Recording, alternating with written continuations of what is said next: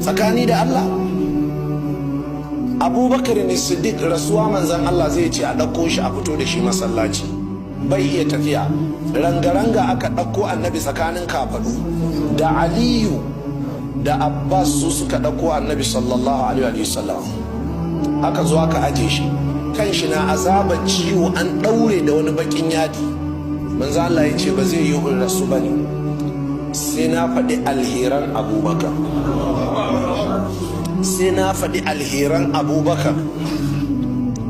Abubakar yana zaune a dama, manzan Allah ya ce tun da nake, wannan manzan Allah ne yake jawabi, tun da nake ban ji daɗin abota da wani ba irin Abubakar, ban ji daɗin dukiyar wani da sukuntaka da shi da zaman lafiya da shi irin Abubakar ba. manzan Allah ya ce Abubakar, da ana tafiya lahira da aboki a hannu da kai zan tafi. Wannan shine Abubakar. Ya ce amma kai dan uwana ne duniya da lahira. manzo Allah ya ce duk wata kofa da ke masallacin nan ku toshe ta, amma ku ba kofa Abubakar, saboda kowa ya zo da gatari ya sara kofa daidai da saitin kofar gidan shi, in ka to ba sai kayo kwana ba sai ka shigo. manzo Allah ya ce suddu anni kullu khawkhatin illa khawkhata Abubakar, ku toshe kofar kowa sai ta Abubakar. dan haka har yau in ka je masallacin Madina zaka ga babu Abubakar ne Siddiq. manzo Allah ya ce ba wanda zai toshe ta sai azzalimi. kai ka da wannan hadisin ya cika kowa ya kai, duk wanda ya zo sai ya ce wa injiniyoyi to ku kula wannan kofa akwai hadisi akan ta bata tosu. wannan alherin da Abubakar ya manzon Allah bai manta da shi ba.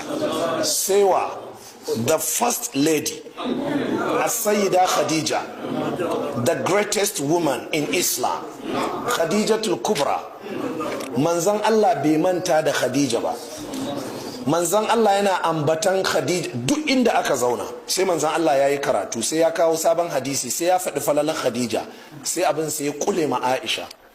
kai kenan kullum ana magana sai ka ce Khadija wannan ba tsohuwar mata bace, labarin ta ya wuce. kai baka samu wadda ta fita bane? Allah ya baka wadda ta fita ka manta da ita.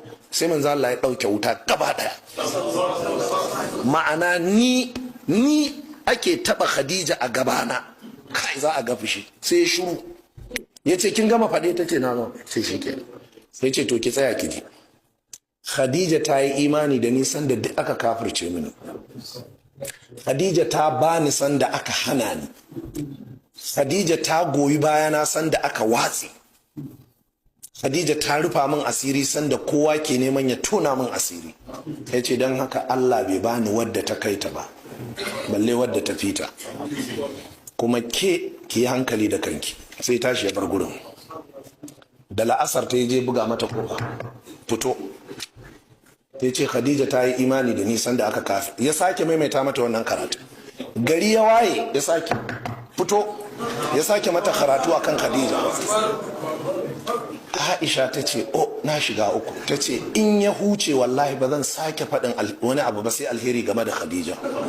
Aisha ta ce sai da annabi ya kwana 30 da safe da la'asar, da safe da la'asar sai ya je ya buga mata kofa. ta ce bata taba ganin tashin hankali irin wannan. jama'a kun ji mutanen kirki su manzan Allah kenan. in aka taba waɗanda suka yi wa addini hidima wallahi ba sa aje makaminsu. wannan haka ake yi. an kamo mutanen Makka, annabi me zaka ce, Abubakar me zaka ce game da su? Abubakar ya ce to waɗannan mutane danginmu ne, lallai sun yi faɗa da mu, amma yanzu Allah ya ba mu nasara a kansu. ni na ganin mu karɓi kuɗi a hannunsu kawai mu sallame su tunda mun gama da su, mun ci ƙarfinsu. annabi ya ce na ji taka Abubakar. Umar fa? Umar ya ce wannan ra'ayin Abubakar ba ra'ayi bane. ya manzo Allah, mutanen da suka wulakanta mu akan addini Allah ya kamo mana su ya ba mu su a hannu kuma mu sake su? ni waɗannan mutanen abin da nake ganin ma za a, ya manzan Allah kai ka ɗibi danginka daga ciki ka yanka su, ni ma in ɗibi na dangin in yanka su, mu nuna wa Allah da gaske muke musuluncin nan. Umar an ji taka. Aliyu fa? ya ce Umar ma yana jin tausayinsu. ni na ga aje a tara su gaba ɗaya a wani busasshen daji a ɗaure su, aje a kunno fetur kawai gaba ɗaya su ƙone. kaji maza ke. kun san me annabi ya ce a lokacin? sai annabi ya tuna wani dattijo ya ce da wane na da rai wani da yana da rai ba musulmi ba ne amma ya yi wa manzan Allah alheri don ka gane manzan Allah mutumin kirki ya yi wa manzan Allah alheri. Da Nu'aym ibn al-Wani yana da rai in ya zo ya roƙe ni game da waɗannan mutane wallahi zan saka mushi su.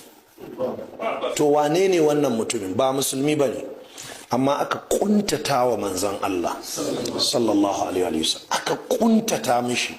Manzan Allah ya rasa yadda zai a rayuwar shi. Dattijan nan ya biyo dare ya samu annabi, ya karɓi wasu 'yan kuɗi a hannun annabi sai ya zuba a kasuwancin shi.